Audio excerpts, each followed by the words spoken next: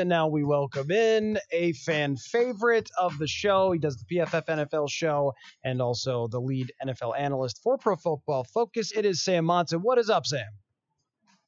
Hey, how's it going, guys?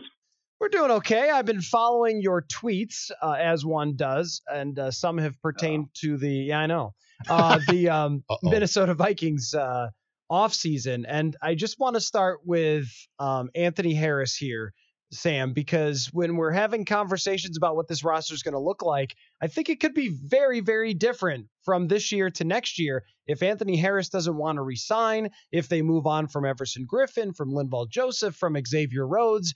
We are talking about a potentially huge change considering this defense has been together for essentially the entire Mike Zimmer era. How do you think this is going to play out on defense for the Vikings?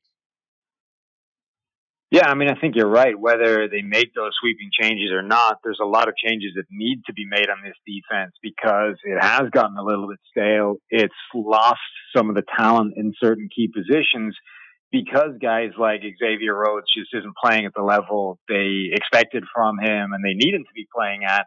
So yeah, I think we've reached a point where this defense is due a lot of significant turnover. But I think a guy like Anthony Harris should not be amongst the players moving on. I mean, he has become a truly fantastic safety. He's an all-pro caliber player, a guy that graded well consistently anytime he got on the field in previous seasons at PFF, and then finally earned himself that shot to be a full-time player. And if anything, got even better when that happened. So, I think he's one of the most underrated players in the NFL and deserves a big-time free agent deal, whether it's in Minnesota or somewhere else. Yeah, by your metrics at PFF, one of the best in the entire league, him and Harrison Smith. They just so happen to have two really great safeties. But this is a team, Sam, that has very tricky cap situation. They've spent a lot of money on people to be a Super Bowl contender, and they really haven't gotten that close since 2017. So how do they manage that? I mean, how do you make those decisions based on what positional value they're going to have to replace cornerbacks clearly, probably let Trey Waynes and Xavier Rhodes go? Like, they have a lot of work here to do to even get back to being where they were this year, which was fifth in the NFL in points allowed. Yeah, they do. And, the good news for them is that they have a great salary cap guy there. They have a guy that's capable of doing a lot. And obviously every single year you make a bunch of moves in terms of shifting money around, converting it to bonuses and that kind of thing and creating space in that regard. But yeah, they're going to have to make some decisions. There are guys who are not living up to contracts. There are guys that just aren't justifying the kind of money they're on. And those are easy decisions to potentially move on from, but there are tougher calls in there as well. And they've made some of those tough calls in the past. It was interesting that they brought back Kyle Rudolph. He was a player that felt like one of those potential cap casualties when you are having to manage your cap and try to keep within a certain level. But they didn't. They brought him back, and he's on a decent sum of money. And, I don't know if that was the wrong decision or not, but it's just another one of those contracts that you look at and are sort of, it's big money for a guy, and you've got a lot of those contracts on the roster. Sam, who wouldn't you bring back? Because, Rhodes is probably not going to be back. So beyond him, of the guys under contract, if you had to sit down and make some difficult decisions, give me one or two names of guys that you might say, you're still an okay player, but we need your cap room.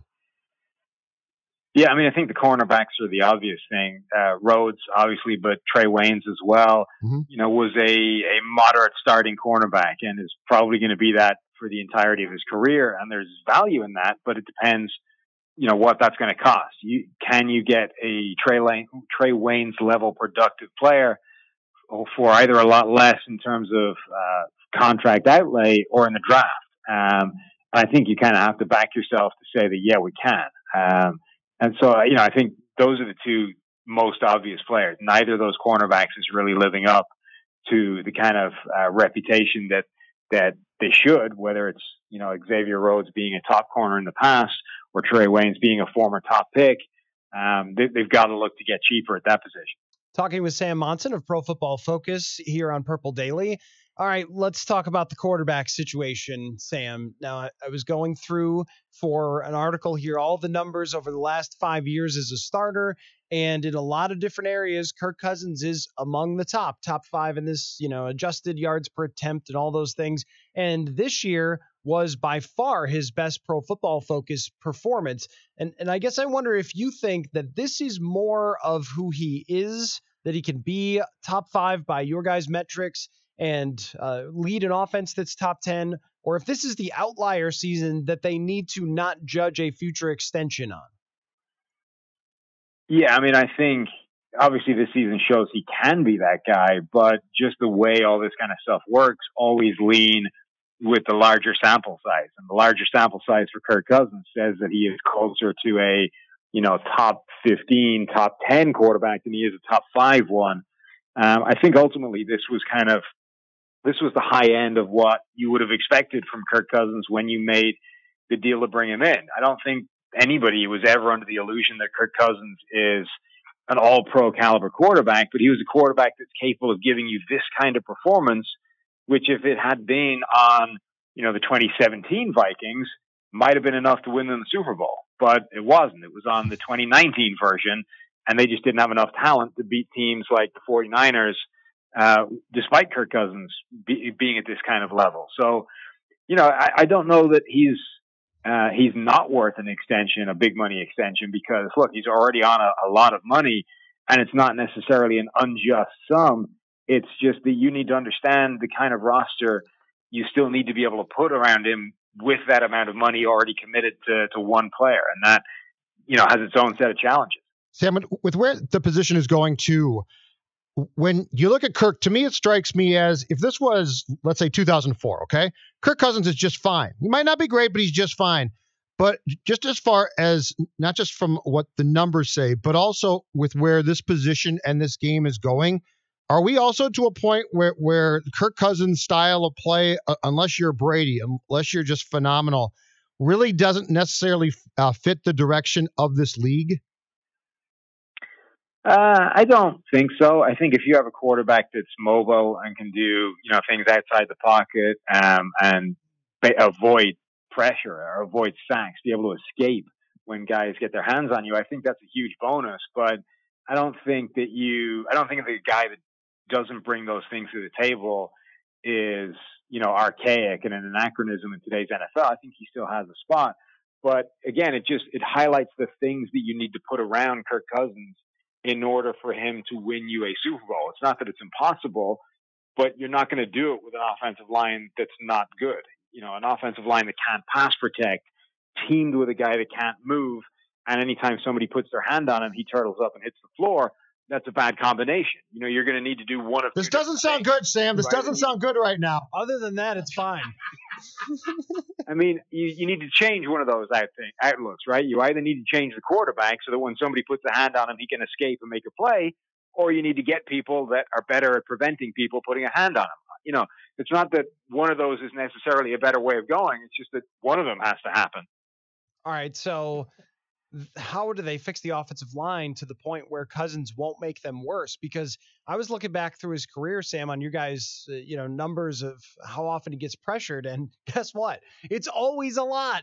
It's never that he's, one of the best guys at avoiding pressure. He's never one that's good at getting rid of the ball quickly, like someone like Drew Brees or Tom Brady. He's always among the quarterbacks who are holding on to the ball the most and making his offensive line worse than they already are. And this offensive line was absolutely horrendous when they were asked to pass protect on straight dropbacks. But in order to go anywhere in the playoffs, I feel like you have to win on straight dropbacks at some point.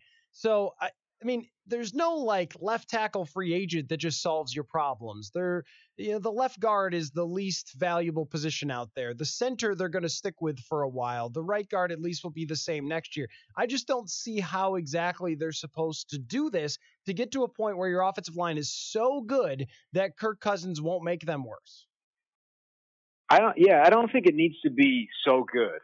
But I do think they need to get rid of all the players that are active problems. You're right. Kirk Cousins he's not a player that makes an offensive line look really good. So the Saints, they had some injuries this year in the O-line, and Drew Brees, during the time where those guys were hurt, had by far the fastest average time to throw in the NFL. It was just, look, I have a backup playing left tackle. If I don't get the ball out of my hands in 2 seconds, I'm going to get hit. So that's what I'm going to do. Cousins is never going to do that. So if you don't have 5 guys along the offensive line that aren't a problem, he's going to take a ton of pressure. But you can do that. You can assemble an offensive line that has 5 guys that are not weak links. The problem is right now, they have at least 3 weak links on the offensive line, probably 4. And that's too many. And 5 different positions to fill on defense, Sam. I mean, they have a lot of positions to fill, and I feel like the offensive line is just going to be the same. Well, look, don't blame me because they failed I'm to draft not blaming you. Sam, where would you start? Like if we were to just start this conversation and say, all right, you can replace today 1 O lineman. Where do we start? Who is the weakest link? Elfline? Oh, Elfline's by far the weakest link. Okay. But he's in, a less important position than left tackle, than Riley Reese said. Sure. So that I think is a debate. You could go either way there. Sorry, I'm just tweeting that you're saying it's not your fault that the offensive line struggled. Collar is very upset, Sam. hey, Sam, if I'm Spielman and you're my right-hand guy, and Dalvin Cook's agent comes to us in March and says, my client's going into the 4th year of his contract. We need a raise, and it's got to be a multi-year deal. And without that, he's not going to show up for training camp. Your advice to me as the Vikings GM would be what when it comes to Dalvin Cook? I mean, that would be a really tough spot because, all of the PFF data, as we know, says that, look, running backs are by and large a product of their environment. And if they're just not worth paying because of that. If you don't have the environment, they're not going to succeed long term. That being said, Dalvin Cook has done an awful lot of his own legwork in terms of overachieving compared with his environment. But, we've been talking about what a tough spot they're in from a cap point of view, and the environment still sucks. So they need to just dedicate the money to the offensive line, to the other positions, and they probably just can't afford to spend it on Dalvin Cook. We've seen that Alexander Mattison is capable of coming in and having good performances, and the draft is coming up. That is where you take running backs. I think you have to make a tough call and say, sorry, we're just not going to spend the money on Dalvin. I think so too, but I also think that Mike Zimmer absolutely loves Dalvin Cook more than we love anything in our lives.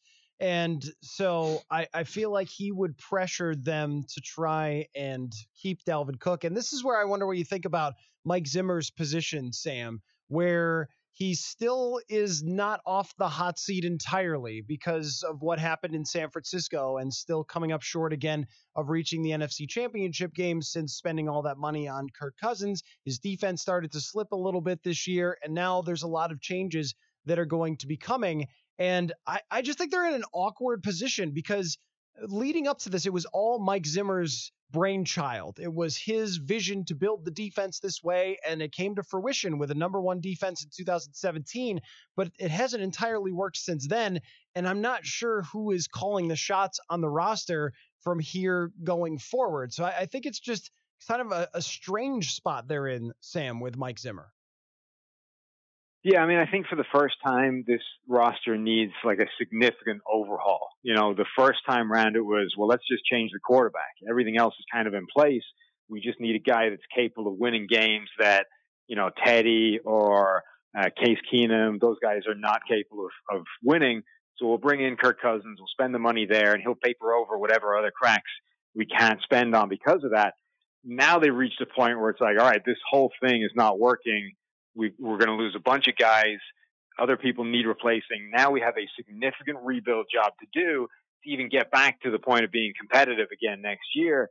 And anytime that's the case, I think people are vulnerable in terms of the hot seat. Yeah, I think so too. And it's just that we're in a bit of a weird transition spot for this team that I think there could be a lot of things that end up going different in this offseason. Last thing for you, who do you think will win the football games that determine the Super Bowl? Give me who you think will win them.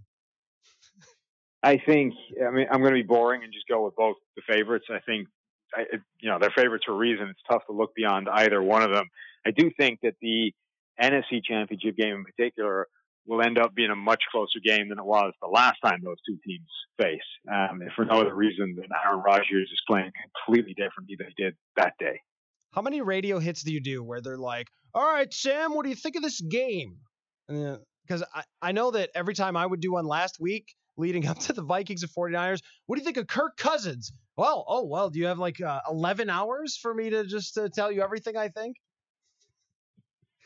Yeah, well, that's why, you tune into the PFF podcast where we go That's more right. in depth in these games than we do in a standard radio hit. That's good. That's good. It is called the PFF NFL show, by the way, and you can find it wherever you get your podcast. Sam is great on it. Steve is, he does his best. So we'll do this again soon, Sam. This offseason, we'll have plenty of fun getting together with you guys for PFF, and I wish you the most of enjoyment for these championship games and the Super Bowl going forward. So thanks.